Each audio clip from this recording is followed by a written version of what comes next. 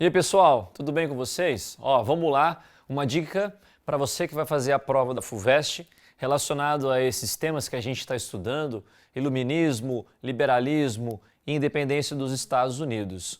A FUVEST, ela gosta muito de cobrar questões sobre os Estados Unidos. Não só a FUVEST, os grandes vestibulares de São Paulo, FUVEST, Unesp, Unicamp, eles volta e meia costumam trazer alguma questãozinha ali sobre Estados Unidos. E no caso aqui, para a prova da FUVEST, a dica que eu trago para vocês é sobre então a independência dos Estados Unidos, principalmente a influência que a independência dos Estados Unidos vai exercer sobre outros movimentos de independência aqui na América. Então é importante a gente lembrar tudo aquilo que envolve, os principais pontos que envolvem a independência dos Estados Unidos. A gente lembra que havia uma pressão muito grande da Inglaterra sobre as suas colônias, aqui lá na partir da metade do século XVIII, as colônias inglesas aqui na América, que eram colônias que eram mais acostumadas com a ideia de liberdade, eram mais acostumadas com a ideia de autonomia. Essas colônias começam a sofrer uma certa pressão da Inglaterra, a Inglaterra querendo aumentar impostos, a Inglaterra querendo controlar mais o comércio dentro das colônias, e isso vai acabar servindo ali de pretexto para que os colonos buscassem se separar da Inglaterra.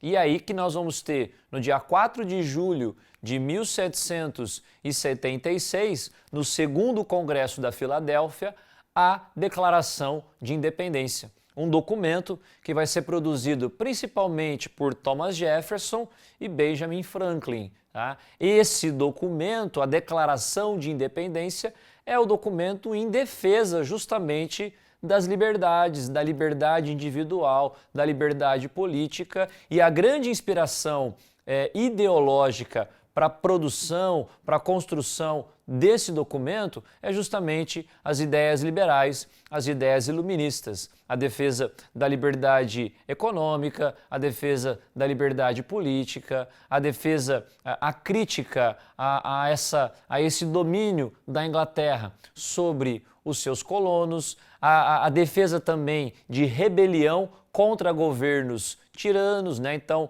colocando o governo da Inglaterra como um governo tirano que retirava as liberdades e as autonomias das colônias inglesas aqui na América. Então, esse documento ele é muito importante, é o primeiro documento inspirado nas ideias liberais, nas ideias iluministas.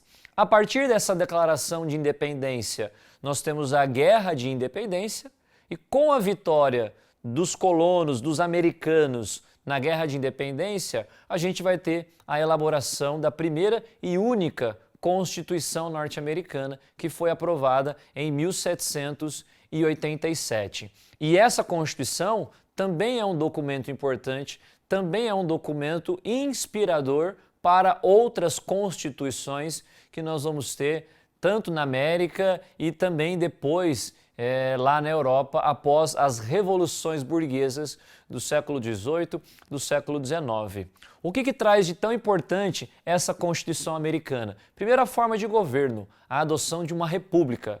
Lembrando que nós tivemos na história, lá atrás da Antiguidade, a República Romana.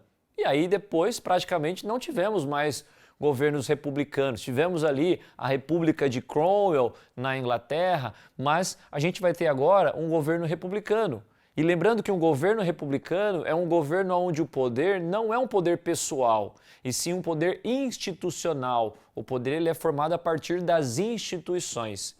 No caso da República Americana, vai se formar uma república presidencialista. Isso também é algo inovador. A ideia de um governante comandando essa república é algo que nos inspira até hoje, por exemplo. Nós temos aqui no Brasil uma república presidencialista. Outra inovação dos norte-americanos é a adoção do federalismo, aonde cada uma das 13 colônias serão transformadas em estados. E também aonde cada um desses estados tem autonomia para produzir suas próprias leis, suas próprias regras. Então é a ideia de federação, a ideia de federalismo é a autonomia para os estados. Isso foi importante por conta das diferenças que existiam entre as colônias, né, entre as antigas colônias americanas e agora os estados americanos. Então, para amenizar essas diferenças, a adoção do federalismo, isso vai ser muito importante. A divisão dos poderes, executivo, legislativo, judiciário, algo que vem lá do pensamento de John Locke, que vai ser aprofundado por Montesquieu e que vai ser colocado em prática na Constituição norte-americana. Só lembrando que há uma contradição, e às vezes os vestibulares adoram trazer essas contradições, porque a Declaração de Independência é um documento inspirado na ideia de liberdade. Porém, lá nos Estados Unidos, depois da independência, vai se manter a escravidão, camadas populares excluídas do processo político, negros excluídos do processo político, mantendo a escravidão nos Estados Unidos.